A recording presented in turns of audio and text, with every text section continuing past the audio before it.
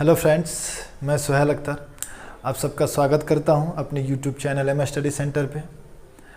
दोस्तों, आप सबको पता है कि हम लोग हिस्ट्री पढ़ रहे हैं और हिस्ट्री में भी हम लोग मॉडर्न हिस्ट्री का यूरोपीय कंपनियों के आगमन का टॉपिक को शुरू किए हैं और इसमें हम लोग पिछला 2 वीडियो में इन्हीं के बारे में देखे थे और यह आज तीसरा वीडियो है। तो जो दोस्त अभी तक वो दोनों वीडियो को नहीं देखे हैं, आप लोग पहले उसको देख लीजिएगा, लिंक डिस्क्रिप्शन बॉक्स में दे दिया जाएगा और उसको देखने के बाद ही इसे देखिएगा तो आपको समझ में आएगा और हिस्ट्री की एक अच्छी समझ विकसित होगी। आप सबको पता है कि हमारा उद्देश्य हिस्ट्री को रटाना नहीं, आपको समझाना है। और यकीन मानिए दोस्तों कि जब आप एक बार हिस्ट्री को अच्छे ढंग से समझ लीजिएगा तो फिर हिस्ट्री आपके लिए बोझिल नहीं रहेगी, हिस्ट्री में आपका इंटरेस्ट जगेगा और हिस्ट्री बहुत अच्छे ढंग से समझ में आएगी। और चूँकि आप सबको ही जानते हैं कि सभी एग्ज़ाम में हिस्ट्री का काफ़ी ज़्यादा वेटेज रहता है, इसीलिए इसको अच्छे ढंग से हम समझाने का प्रयास कर रहे हैं ताकि आपके लिए एग्ज़ाम निकालना बहुत ज़्यादा आसान हो जाए। आइए अब हम लोग शुरू करते हैं। इससे पहले हम लोगों ने पुर्तगालियों के आगमन और डचों के आगमन पर हम लोगों ने चर्चा कर लिया है। आज हम लोग देखेंगे कि भारत में अंग्रेज कैसे आते हैं, कब आते हैं और उनके द्वारा किन किन स्थानों पर नए नए फैक्ट्रियाँ खोली जाती है और उनके सामने चुनौतियाँ, प्रारंभिक चुनौतियाँ क्या होती है और उसका वो समाधान कैसे ढूंढते हैं। तो सबसे पहले हम लोगों ने देखा था कि भारत में आने वाले प्रथम यूरोपीय देश पुर्तगाली थे जो 1498 ईस्वी में आए थे और उसके बाद आने वाला जो दूसरा यूरोपीय देश थे वो डच थे। डच यानी हॉलैंड या नीदरलैंड के व्यापारी को डच कहा जाता है। तीसरे नंबर पे भारत आने वाला जो व्यापारी थे वो ब्रिटिश थे यानी अंग्रेज थे। तो कभी कभी तो सीधा यही क्रम पूछ देता है कि अंग्रेजों का क्रम क्या रहा है भारत आने में, तो आप आसानी से बता सकते हैं तीसरा, पहला पुर्तगाली है, दूसरे डच है और तीसरे ब्रिटिश है। आप सबको पता है, मैंने आप लोग को बताया था कि पुर्तगाली और डचों के द्वारा जब व्यापार की शुरुआत हो जाती है तो इनके द्वारा भारी मुनाफा भारत से कमाया जाता है। यह देखकर जो ब्रिटिश कंपनी थी या जो ब्रिटिश व्यापारी थे वो भी सोच रहे थे कि भारत से आकर व्यापार करें और इसी उद्देश्य से ब्रिटिश जो कंपनी थी या ब्रिटिश जो व्यापारी थे उन लोगों ने उस समय की जो ब्रिटेन की महारानी थी जिनका नाम था एलिजाबेथ प्रथम से अनुमति लेते हुए 31 दिसंबर 1600 ईस्वी को एक कंपनी की स्थापना की जाती है जिसे ईस्ट इंडिया कंपनी कहा जाता है। यानी भारत से व्यापार करने के लिए, चूंकि भारत लंदन या यूरोप से ईस्ट में है यानी पूरब में है और चूंकि एक कंपनी की स्थापना की गई इसलिए इसका नाम भी रखा गया ईस्ट इंडिया कंपनी। चूंकि भारत पूरब में था और पूरब देश यानी पूरब में जो भारत था उससे व्यापार करने के लिए इस कंपनी का नाम रखा गया ईस्ट इंडिया कंपनी। और इसका गठन कब होता है तो 31 दिसंबर 1600 ईस्वी को इसका गठन किया जाता है। उस समय ब्रिटेन की महारानी एलिजाबेथ प्रथम थी। तो यहाँ से कई बार आपके क्वेश्चन पूछे गए हैं कि जब ईस्ट इंडिया कंपनी की स्थापना हुई उस समय ब्रिटेन की महारानी कौन थी, तो महारानी एलिजाबेथ प्रथम, और उनके द्वारा ही इस कंपनी को अनुमति दी गई 31 दिसंबर 1600 ईस्वी को। मैंने पिछले वीडियो में चर्चा किया ही था कि 31 दिसंबर को साल का अंतिम दिन होता है और उसी दिन जो लंदन के महत्वपूर्ण और जो काफ़ी धनी व्यापारी थे वो लंदन के टाउन हॉल में जमा हुए थे और वहीं पर उन्होंने रानी एलिजाबेथ से अनुमति ली और इसी के तहत 31 दिसंबर 1600 ईस्वी को इस कंपनी का गठन हो जाता है। यह भी ध्यान रखना है कि उस समय भारत में अकबर का शासन था। पिछले वीडियो में इसकी भी चर्चा की गई थी कि अकबर का जो शासनकाल था वो 1556 से 1605 ईस्वी तक था और 1600 ईस्वी में इस कंपनी का गठन हुआ था। इससे स्पष्ट होता है कि जिस समय ईस्ट इंडिया कंपनी का गठन हुआ उस समय भारत में शासन अकबर का था। कंपनी तो 1600 ईस्वी में गठित हो गई, लेकिन कंपनी की तरफ से भारत आने वाला जो प्रथम व्यक्ति था वो कैप्टन हॉकिंस था। तो कैप्टन हॉकिंस पर चर्चा करने से पहले सबसे पहले हम लोग जो ईस्ट इंडिया कंपनी थी इसकी प्रकृति को समझते हैं, क्योंकि कई बार क्वेश्चन आपको यहाँ देखने को मिलते हैं कि ईस्ट इंडिया कंपनी क्या एक निजी कंपनी थी या एक सरकारी कंपनी थी या फिर इस कंपनी को चलाने वाले जो लोग थे वो कौन थे, उन्हें क्या कहा जाता था, कितने सदस्य होते थे। तो सबसे पहले हम लोग इस चीज़ को समझ लिया जाए।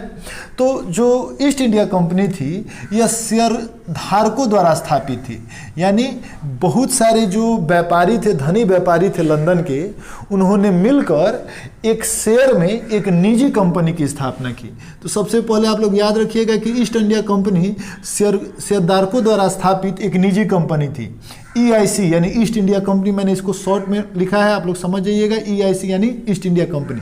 तो शेयरधारकों द्वारा स्थापित ईस्ट इंडिया कंपनी एक निजी कंपनी थी जिसके मालिकों को कोर्ट ऑफ प्रोप्राइटर कहा जाता था। तो याद रखिएगा कि जो ईस्ट इंडिया कंपनी थी इसमें लगभग 217 शेयर धारक थे और 217 शेयर धारकों द्वारा मिलकर इस कंपनी का गठन किया गया था। यह भी ध्यान रखना है कि इन 217 शेयर धारकों में एक शेयर धारक एलिजाबेथ प्रथम भी थी, यानी एलिजाबेथ प्रथम भी इस कंपनी में एक हिस्सेदार थी। यानी 217 जो लोग थे उनको इस कंपनी को स्थापित किया और उन्हें कोर्ट ऑफ प्रोप्राइटर कहा जाता है, COP कोर्ट ऑफ प्रोप्राइटर कहा जाता है। और इस प्रकार यह एक निजी कंपनी थी। अब इस निजी कंपनी को चलाने के लिए 24 सदस्यीय दल का गठन किया गया और इन 24 सदस्यीय दल को बोर्ड ऑफ डायरेक्टर कहा गया। यानी इन 24 सदस्यीय जो दल थे इन्हीं पर यह जिम्मेवारी थी इस कंपनी को चलाने के लिए। इसके लिए मैंने यहाँ पे एक डायग्राम बना के आपको समझाया है कि देखिए EIC यानी ईस्ट इंडिया कंपनी, इसके मालिकों को कोर्ट ऑफ प्रोप्राइटर कहा जाता था। तो आपसे पूछा जाए ईस्ट इंडिया कंपनी के मालिकों को क्या कहा जाता था? Court of proprietor. और इसमें जो भी 217 शेयर धारक थे सभी कोर्ट ऑफ प्रोप्राइटर के तहत आते थे। यह कंपनी एक निजी कंपनी थी। इस कंपनी को चलाने के लिए एक बोर्ड ऑफ डायरेक्टर का गठन किया गया था जिसमें सदस्यों की संख्या 24 थी। तो कई बार क्वेश्चन यह भी आपको देखने को मिला है कि जो ईस्ट इंडिया कंपनी थी जिसमें बोर्ड ऑफ डायरेक्टर थे उनकी संख्या कितनी थी? तो उनकी संख्या 24 थी। इन 24 में एक गवर्नर होता था। यह गवर्नर ही ईस्ट इंडिया कंपनी का सर्वोच्च पदाधिकारी होता था। इस गवर्नर को कंपनी स्थापित करने, संधि करने, युद्ध करने, कंपनी का किलाबंदी करने, यह सभी अधिकार इस गवर्नर को ही होता था। इसके अलावा एक डिप्टी गवर्नर होता था और बाकी 22 सदस्य होते थे। इन 24 सदस्यों द्वारा ही ईस्ट इंडिया कंपनी को चलाया जाता था और जो चलाने वाले लोग थे इन्हें बोर्ड ऑफ डायरेक्टर कहा जाता था।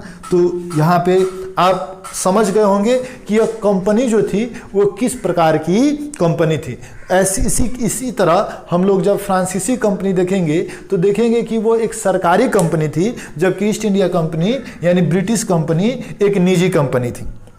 अब जब यह कंपनी का गठन हो गया, अब कंपनी के गठन होने के बाद अब हुआ कि यह भारत से व्यापार करने वाली है। तो भारत सरकार से, यानी उस समय जो भारत का शासक था वो भारत सरकार ही था, तो भारत सरकार से अनुमति लेना आवश्यक था क्योंकि बिना अनुमति यहाँ व्यापार करना संभव था नहीं। और ईस्ट इंडिया कंपनी के जो मालिक थे वो जानते थे कि उस समय भारत में मुगलों का शासन था और मुगलों का जो भाषा था यानी जो दरबार की भाषा थी वो फारसी भाषा थी। अंग्रेजों को फारसी भाषा आता नहीं था, इसलिए वो ऐसे व्यक्ति के तलाश में थे जिसे अंग्रेजी और फारसी दोनों आता हो। और उनकी तलाश जाकर ख़त्म होती है कैप्टन हॉकिंस पर। कैप्टन हॉकिंस बहुत अच्छा फारसी बोलता था, इसीलिए 1608 ईस्वी में कैप्टन हॉकिंस को, देखिए, ईस्ट इंडिया कंपनी की तरफ से भारत आने वाला जो प्रथम व्यक्ति था वो कैप्टन हॉकिंस था। तो कई बार यहाँ से आपको क्वेश्चन देखने को मिल सकते हैं कि ईस्ट इंडिया कंपनी की तरफ से भारत आने वाला प्रथम व्यक्ति कौन था? कैप्टन हॉकिंस था। कैप्टन हॉकिंस 1608 ईस्वी में भारत आया था। यह भी याद रखिएगा कब आया था? 1608 ईस्वी में, और हेक्टर नामक जहाज से आया था। कई बार क्वेश्चन यह भी पूछा है कि कैप्टन हॉकिंस किस जहाज से आया था? तो हेक्टर नामक जहाज से 1608 ईस्वी में आया था। और उस समय भारत का शासक जहांगीर था। यानी जब कैप्टन हॉकिंस भारत पहुंचता है तो उस समय सत्ता बदल चुकी थी। जिस समय स्थापना हुई थी उस समय तो भारत का शासक अकबर था, लेकिन जब कंपनी का पहला व्यक्ति कैप्टन हॉकिंस भारत पहुंचता है तो उस समय अब भारत का शासक जहांगीर हो गया था। तो यह भी क्वेश्चन पूछता है कि कैप्टन हॉकिंस किसके शासनकाल में भारत आया था? तो जहांगीर के शासनकाल में भारत आया था और वो सूरत के बंदरगाह पर उतरा था। सूरत बंदरगाह पर उतरा था, यहाँ पे उतरा था, गुजरात के सूरत बंदरगाह पर उतरा था। 1608 ईस्वी में भारत पहुंचा और 1609 ईस्वी में वो जहांगीर के दरबार आगरा पहुंचा। उस समय मुगलों का जो राजधानी थी वो आगरा थी और उस समय जहांगीर आगरा में रहता था, तो वह आगरा पहुंचता है 1609 ईस्वी में। और 1609 ईस्वी में जब वो आगरा पहुंचता है तो वो फारसी भाषा में बात करता है, क्योंकि उस समय मुगलों की जो राजकीय भाषा थी फारसी थी। फारसी भाषा में जहांगीर से बात करता है। जहांगीर काफ़ी उससे प्रसन्न होता है। प्रसन्न होकर जहांगीर ने उसे 400 का मनसब और जागीर भी प्रदान की। कैप्टन हॉकिंस ने सूरत में कोठी या फिर गोदाम कहिए या फिर फैक्ट्री कहिए, चूँकि यह सब कुछ एक ही वस्तु का नाम होता था, एक ही चीज़ का नाम होता था, तो कोठी या फैक्ट्री खोलने की अनुमति मांगी। लेकिन जहांगीर ने उसे सूरत में कोठी खोलने की अनुमति नहीं दी। इसके पीछे कारण यह था कि इससे पहले पुर्तगाली भारत में आ चुके थे और वो नहीं चाहते थे कि दूसरा यूरोपीय देश भी आकर यहाँ से व्यापार करे। इसलिए उन्होंने जहांगीर को, चूँकि जहांगीर से उनका काफ़ी अच्छा संबंध था, तो जहांगीर से उन्होंने पहले ही कह दिया था कि अंग्रेज़ों को आप कोठी खोलने की अनुमति नहीं दीजिएगा। इसीलिए अंग्रेज़ों को शुरू में 1609 ईस्वी में सूरत में कोठी खोलने की अनुमति नहीं मिली, क्योंकि उत्तर भारत में ही मुगलों का शासन था। दक्षिण जो भारत था वो मुगलों के प्रभाव से स्वतंत्र था, या फिर मुगलों का वहाँ पे बहुत ज़्यादा प्रभाव नहीं था। इसीलिए जब उत्तर भारत में मुगल साम्राज्य में अंग्रेज़ों को कोठी खोलने की अनुमति नहीं मिली, तो अंग्रेज़ों ने जो अपनी पहली कोठी स्थापित की वो मसूलीपट्टम में स्थापित की। मसूलीपट्टम जो वर्तमान में आपको आंध्र प्रदेश में पड़ता है, यहाँ पे 1611 ईस्वी में अंग्रेजों ने पहली अस्थायी रूप से अपनी कोठी स्थापित की थी। तो अगर आपसे पूछा जाए कि अंग्रेजों द्वारा भारत में प्रथम जो कोठी स्थापित की गई वो कब और कहाँ पे की गई, तो 1611 ईस्वी में मसूलीपट्टम में की गई थी। लेकिन यह अस्थायी थी, अस्थायी रूप से नहीं की गई। लेकिन 1613 आते आते जहांगीर को यह एहसास हो गया कि यदि जो पुर्तगाली हैं वो अकेले रहेंगे तो अपना मनमानी करेंगे। तो अगर अंग्रेज़ों को व्यापार की अनुमति दे दिया जाता है तो पुर्तगालियों पर दबाव बनाया जा सकता है। इसीलिए 1613 ईस्वी में जहांगीर ने अंग्रेज़ों को मुगल शासन या मुगल साम्राज्य में कोठी खोलने की अनुमति दे दी। इस प्रकार अंग्रेज़ों द्वारा मुगल साम्राज्य में प्रथम कोठी 1613 ईस्वी में सूरत में अस्थायी रूप से स्थापित किया गया। तो आपसे पूछा जाए कि अंग्रेज़ों ने सूरत में प्रथम कोठी कब स्थापित की थी, 1613 ईस्वी में, और यह अस्थायी था। इसके बाद जो ब्रिटेन के शासक थे जेम्स प्रथम, वे चाहते थे कि अंग्रेज़ों को और ज़्यादा भारत में सहूलियत प्राप्त हो, व्यापार में और ज़्यादा हमें सुविधाएं प्राप्त हो। तो इसी उद्देश्य से उन्होंने सर टॉमस रो को अपना राजदूत बनाकर जहांगीर के दरबार में भेजा, ताकि सर टॉमस रो जहांगीर से कुछ व्यापारिक संधियां कर सके। लेकिन यह सर टॉमस रो का जो आगमन था वो भी बहुत ज़्यादा सफल नहीं हो पाया।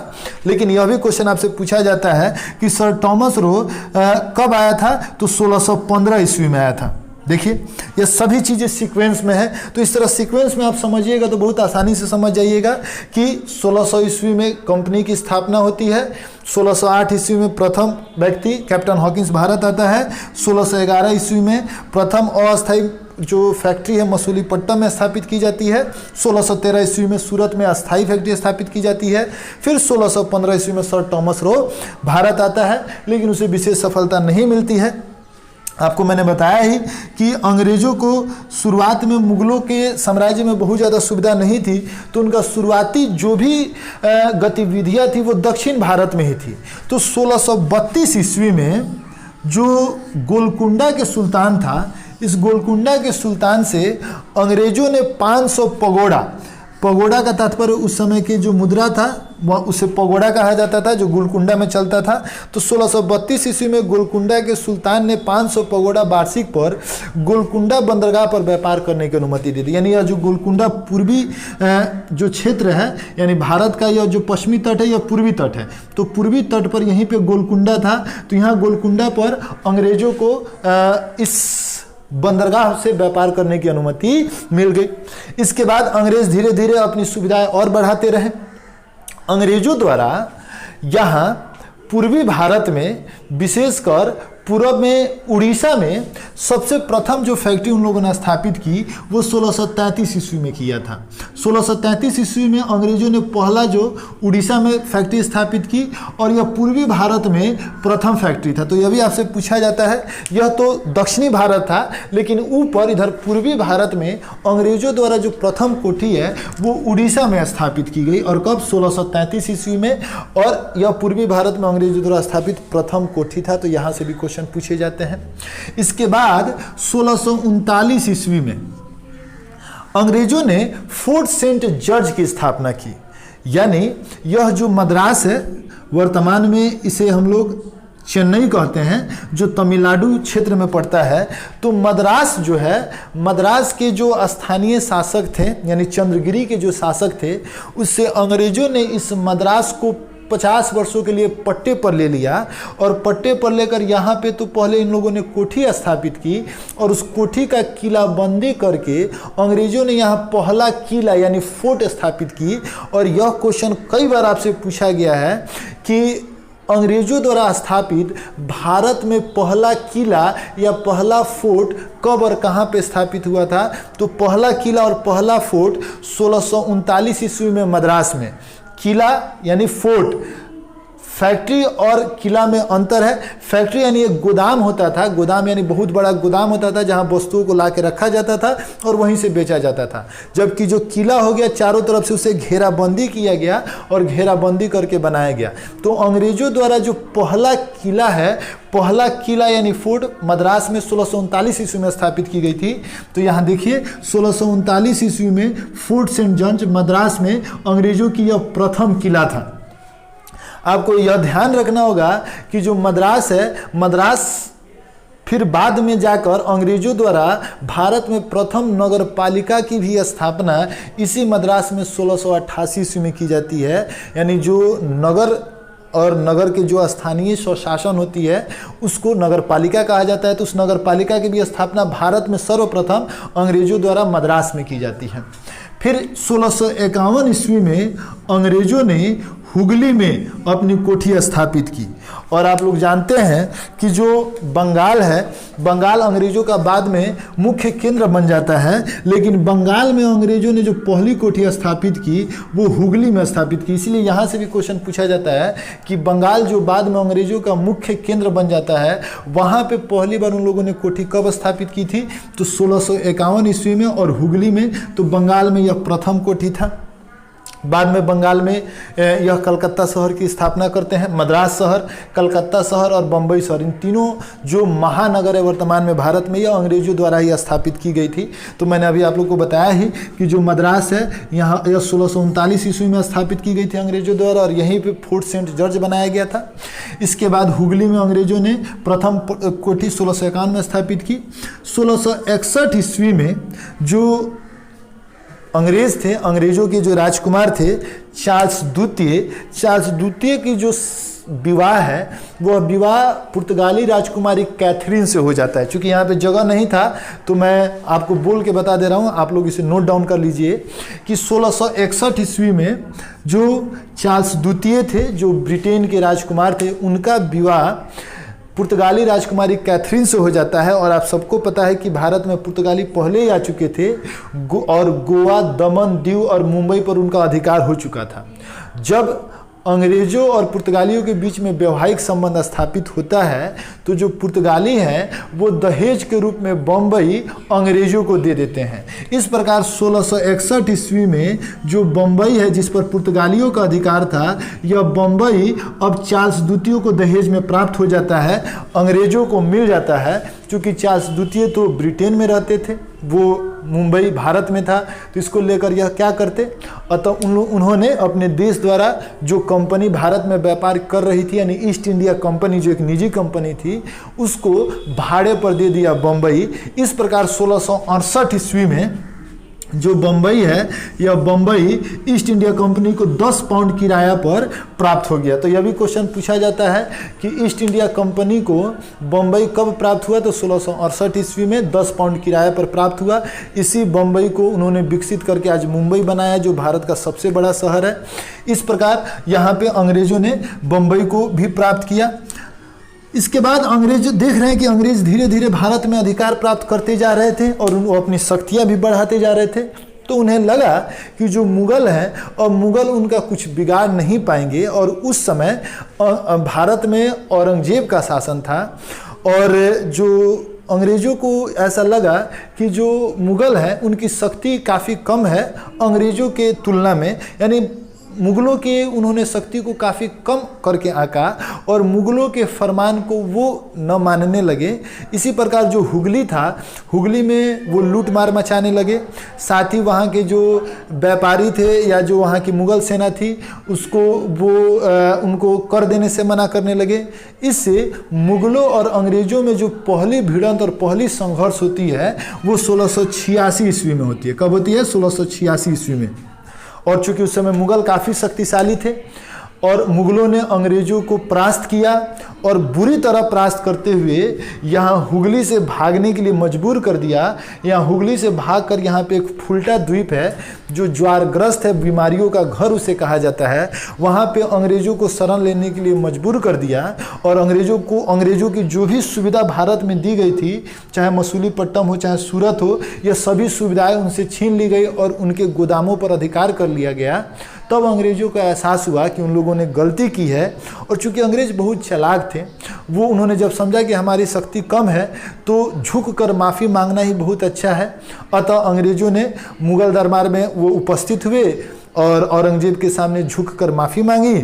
औरंगजेब ने भी उन्हें माफ़ कर दिया, परंतु उन लोगों पर 1.5 लाख रुपये जुर्माना लगाया और 1.5 लाख जुर्माना लगाकर फिर से पूरी फैक्ट्रियाँ वापस कर दी। तो यह क्वेश्चन आपसे पूछा जाता है कि अंग्रेज़ों और मुग़लों के बीच में पहला भिड़ंत कब हुआ था? 1686 ईस्वी में हुआ था। उस समय मुग़ल शासक कौन था? औरंगजेब था। उसके बाद अंग्रेज़ों ने 1698 ईस्वी में जो कलकत्ता, जो बंगाल के सूबेदार था अजीमुल शान, ये सभी बातें आप नोट करते चलिएगा।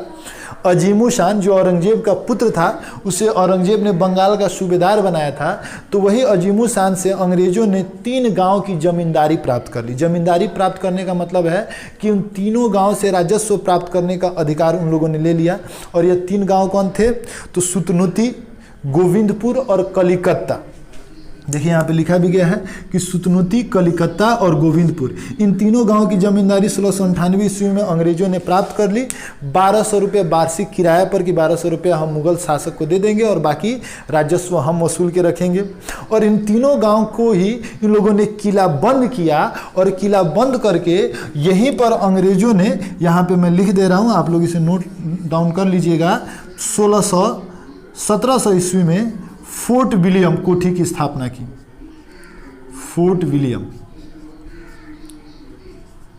तो अंग्रेजों द्वारा स्थापित दूसरा जो फोर्ट था वो फोर्ट विलियम था, जो 1700 ईस्वी में स्थापित हुई थी। इससे पहले मैंने बताया था कि मद्रास में उन्होंने 1639 ईस्वी में अब उन्होंने फोर्ट सेंट जॉर्ज स्थापित की थी, जो अंग्रेजों की प्रथम किला था, और अंग्रेजों का दूसरा किला फोर्ट विलियम था। और कलकत्ता यानी बंगाल में यह प्रथम किला था। और इन तीनों गांव को मिलाकर उन्होंने किला बंदी की और यही तीनों गांव बाद में जाकर कलकत्ता के रूप में विकसित हुए। तो यह भी याद रखना है कि इन तीनों गाँव की जमींदारी ली।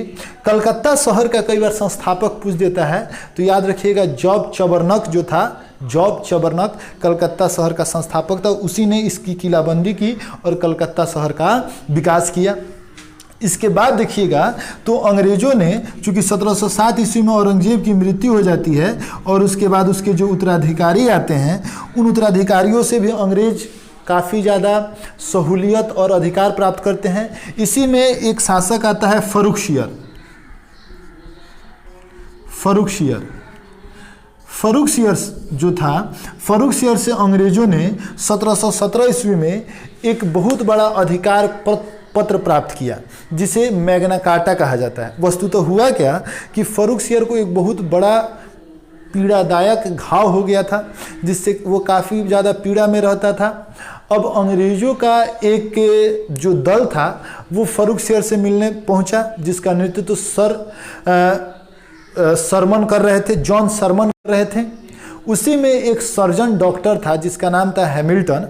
हैमिल्टन ने जो फर्रुखशियर का एक फोड़ा हुआ था उसको ठीक कर दिया, जिससे फर्रुखशियर खुश होकर जो अंग्रेज थे उसे बहुत ज़्यादा अधिकार पत्र दे दिया। और इस अधिकार पत्र को कब दिया गया? 1717 ईस्वी में। और इस अधिकार पत्र को कहा जाता है कंपनी का मैग्ना कार्टा। कंपनी का मैग्ना कार्टा। तो यह भी आपसे पूछा जाता है कि कंपनी को मैग्ना कार्टा कब मिला?